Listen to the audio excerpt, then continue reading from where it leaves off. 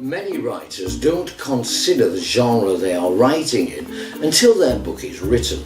It's easy to believe that once you've finished writing your novel, that it will become immediately obvious which category it falls into. And when you are undertaking tasks such as submitting to editors or selecting the genres where your book should sit in Amazon, that it will be easy to define your writing in such a way. However, only considering your genre after you have finished your story can lead to some problems.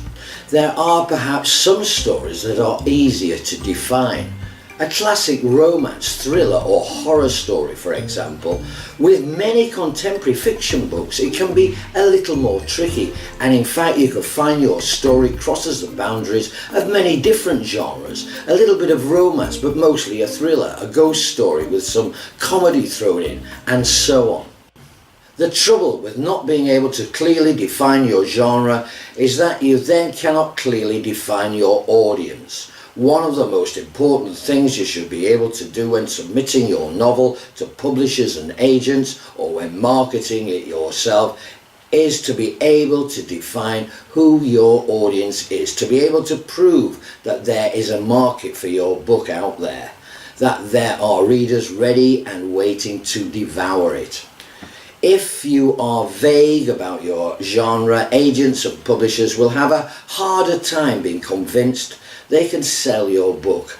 Where will it sit in a bookstore? Will readers be annoyed if they pitch it as a romance novel when actually perhaps it is more of a fantasy book? It's the same when you come to choose where to place your book. If self-publishing on sites such as Amazon, if readers disagree with your choice, then you could end up with negative reviews. Readers do not like to be misled after all. So how do you choose a genre to write in? First of all, write with an audience in mind. You should always consider your reader when you write. Before you start, why not try to identify who your target audience is? Sketch out an idea of what they like. Get to know them. What motivates and inspires them? What makes them tick? Once you understand your reader, you'll have a better idea of the types of books they read, and therefore the genre you should place your book into. Next, read many genres and see what resonates. Writing in a genre you love to read will make your life so much easier. If you love romance novels but try to write a hard-boiled detective story, you might find yourself in trouble. So read lots and lots of different books and then shape your story to fit which genre you like best.